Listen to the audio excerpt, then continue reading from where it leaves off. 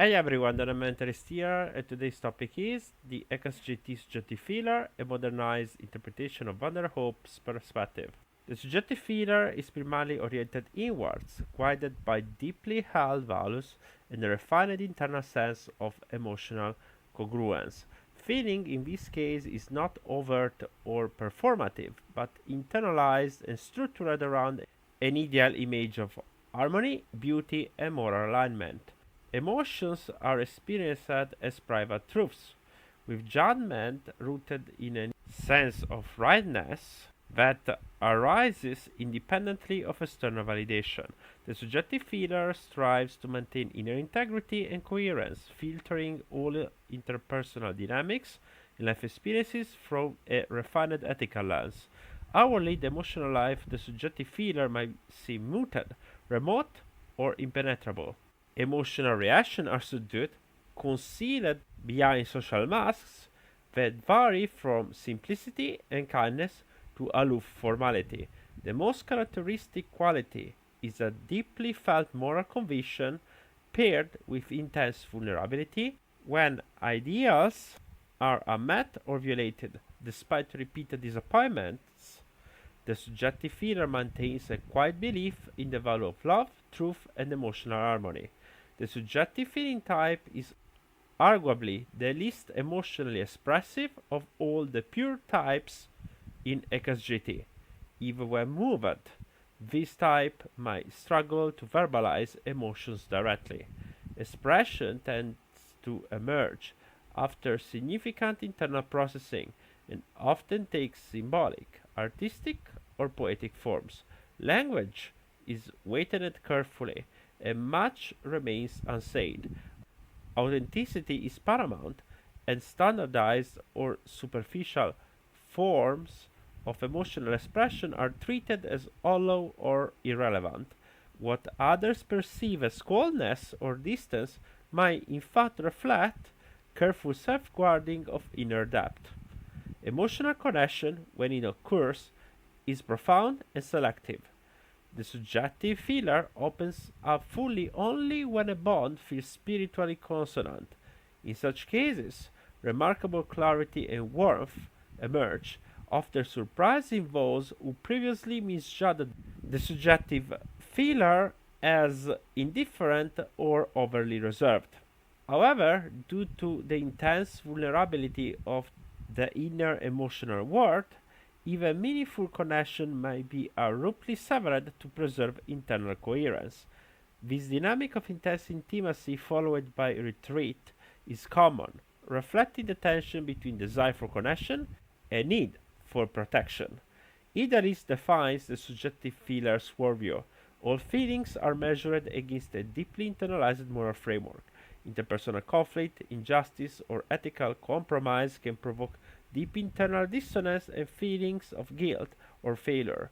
There is an innate drive to remain true to one's emotional code, even at personal cost. Harsh realities are difficult to integrate, and the individual might develop a critical view of both self and others when life fails to align with ideal emotional standards. In childhood, this type often appears dreamy, gentle and withdrawn, yet prone to sudden emotional outbursts when internal values are violated. Over time, this becomes an internal process marked by silent disappointment, discouragement, and occasional elation when something or someone resonates with the emotional ideal. Beauty, art, literature, or music can evoke transcendent feelings of belonging or reverence. Such experiences contribute to the development of a hidden inner world that serves as both refuge and guiding compass. There is typically an ongoing struggle between moral purity and instinctual life. The subjective feeler often attempts to sublimate instinctual impulses to align with higher values, sometimes at the expense of joy or spontaneity. This can result in a subdued emotional landscape marked by joylessness or quiet melancholy, especially if the individual feels isolated in own emotional experience or unable to express it. Nonetheless, a powerful inner will sustains a sense of duty and quiet perseverance, especially when aligned with a meaningful causal relationship. The influence of intuition or sensation might also be present. Furthermore, an intuitive leaning might suggest a tendency towards theoretical emphasis, while a corresponding sensation leaning preference might imply a focus on practical application. However, at the current state, the individual's orientation is primarily shaped by dominant feeling without a distinctly developed auxiliary function to strongly reinforce either a theoretical or practical emphasis.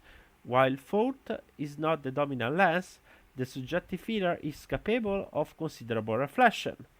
However, logical reasoning often serves the emotional worldview rather than challenging it. Concepts and beliefs are evaluated by their emotional truth rather than empirical validity. Feeling precedes and defines what is considered true, and thought is often molded to fit emotional experience rather than the reverse. Ultimately, the subjective feeler seeks emotional and moral congruence, both inwardly and relationally.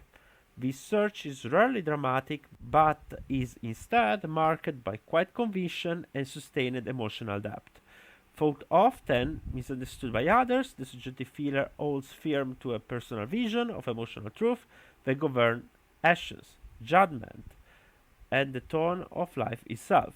When matured, this type becomes a silent guardian of human dignity, infusing the surrounding world with grace, gentleness, and a sacred commitment to love that is felt more than spoken. Hope you enjoyed this video and you found it informative. Stay tuned for more.